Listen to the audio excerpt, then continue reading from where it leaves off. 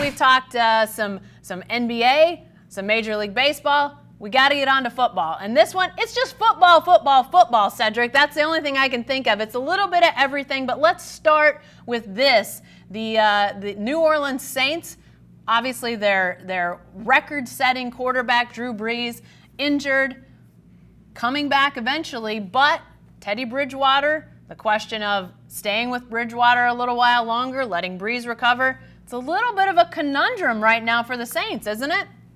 Yeah, it is, because Teddy B has been better than they thought he'd be. Yeah. 5 straight wins.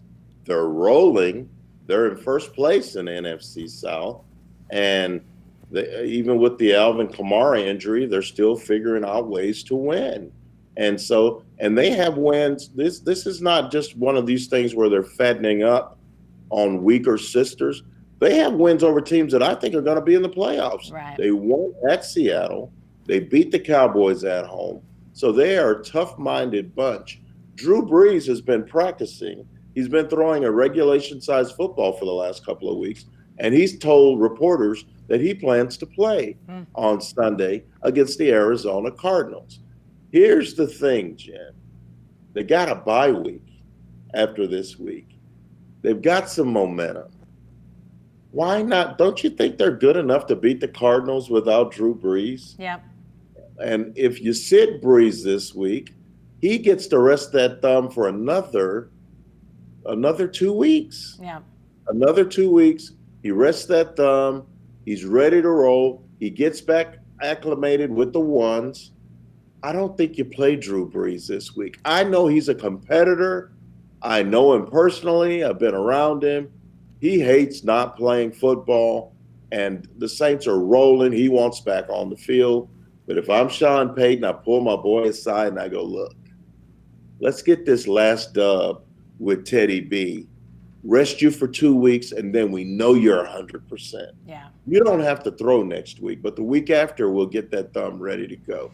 I don't think they play him this week. Yeah, it's an interesting situation because, if you're looking at Breeze's perspective, would it be good to maybe play in an actual game against a team that, maybe they're not going to be your toughest test, to get back on the field that way. But, I think if you're the Saints and you're thinking long term, surely an extra 2 weeks of healing, that bye week is really, to me, the deciding factor that you say, you know what, let's let it heal a little bit longer. I mean, he may be fine. If they had to play in the playoffs this weekend, maybe he could go. But if That's you're not, that's different.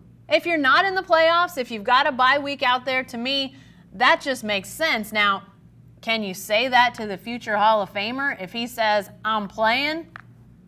I mean, to me, this is a setup where, you've got a veteran coach in Sean Payton who has a good rapport with Drew Brees.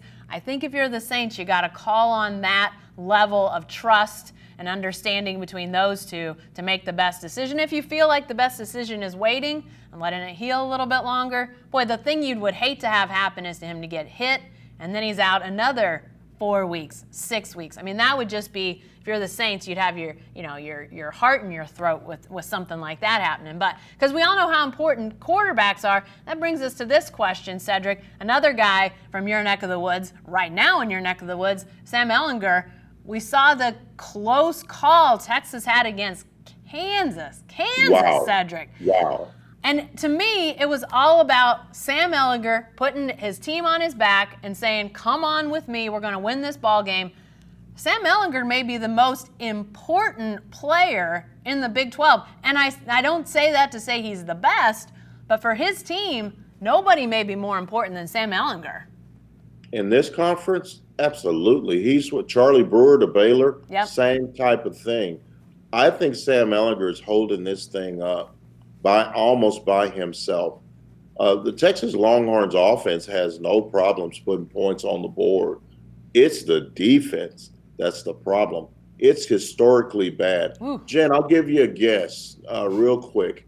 Last 4 games, how many yards has the Texas defense given up? Oh my gosh. Combine the last 4 games? Yes. I'll just round to 2,000.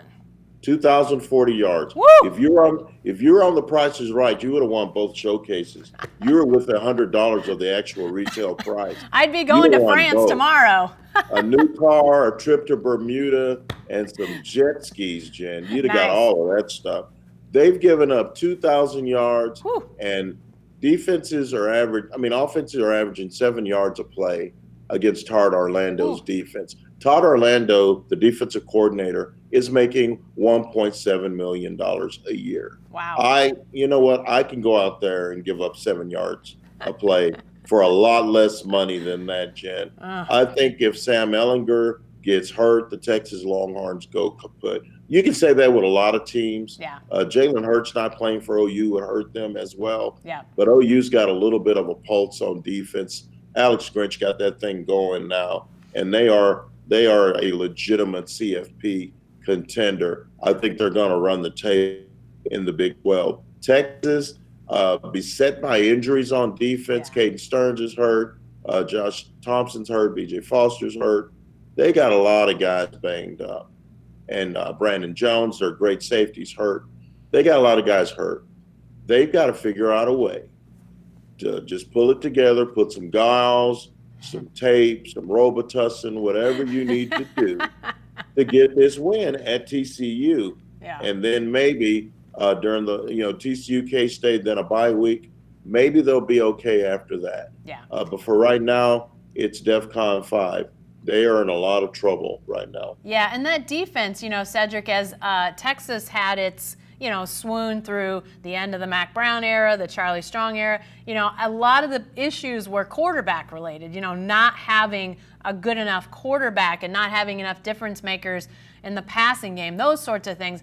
The defense, while it wasn't nearly the strength that we saw sort of in the championship type of years, you didn't have those name players, you still felt like the Texas defense could do some damage, and now they're getting damaged. And I know about bad defense. I've seen bad defense in my neck of the woods, and 2,000 yards in 4 games, that is bad defense. So I think it is shocking. I know part of it is those, it's the injury bug. But, man, I really thought that once Sam Ehlinger started to elevate his play, that would really take Texas to the next level. And instead, Cedric, aren't we sitting here saying, is Baylor the best team second best team in the Big 12 to Oklahoma? It sure looks that way right now. Who would argue? Are you arguing that? Absolutely not. Because when I went and covered Baylor and Iowa State in Waco, and Baylor beat Iowa State, I had originally thought Iowa State, and we talked about this in Dallas, Jen. We thought Iowa State was the third best team. Baylor wins that, and so I wrote, my column was Baylor for the bronze in the Big 12, third best team. I've changed my mind. Right now, Baylor's probably the second best team in the Big 12. Yeah. The numbers don't lie. They're getting stops. They went to Stillwater and punked the Mullet. They beat them like they stole something. And then, Jen, that's the same Oklahoma State team that nearly won down here. Yeah. Gave Texas all they could handle in Austin. So I'm telling you, Matt Rule has it going at Baylor. They lost their best linebacker, Clay Johnston, for the season, and they're still getting wins. So I'm telling you, I think the Baylor Bears are on a run right now. And if you're asking me right now, they are the second best team in the Big 12. Yeah. Now, they get Texas at home. They get Oklahoma at home. Yeah. But the problem for them is they get them back to back. Yeah. That's a tough double right there. If I'm Matt Rule, I'm like, man, if we can just get one, if we can beat one of these teams, we're probably going to be in the Big 12 championship game. Yeah, and I think, I got to see that Baylor-Oklahoma State game in person, like you got to see Baylor and Iowa State earlier this year, Cedric. And, I think I knew going in, the stats told me this is a team that doesn't beat itself. It's not going to make a bunch of stupid mistakes.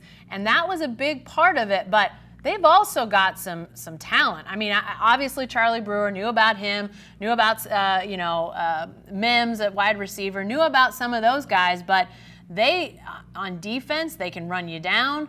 They don't. They don't beat themselves. They don't let one mistake roll into another. They're opportunistic when they need to be. We obviously saw 3 Oklahoma State turnovers. One that was the killer really turned the tide. But then on offense, they'll run away from you. They had huge plays throughout that game. So I think that they're a team that, is maybe, I think they're pretty likely to, even though they do have that Oklahoma-Texas back-to-back setup on their schedule, I'd like them to be able to get to Arlington to the championship game. I think it would be fascinating to see 2 years after they win one game, Matt Rule's first year, to be in that Big 12 championship game. Would not surprise me at all to see that. It's going to be fascinating to see how they continue to fare. I like them, but, Big 12, got some big games coming up. We'll see how it all shakes down. Obviously, the NFL, all the other sports. We'll probably have a World Series champion by the time we get together again next week. So we've got all sorts of stuff coming up next time around. We hope you'll join us then, but thanks for joining us this week.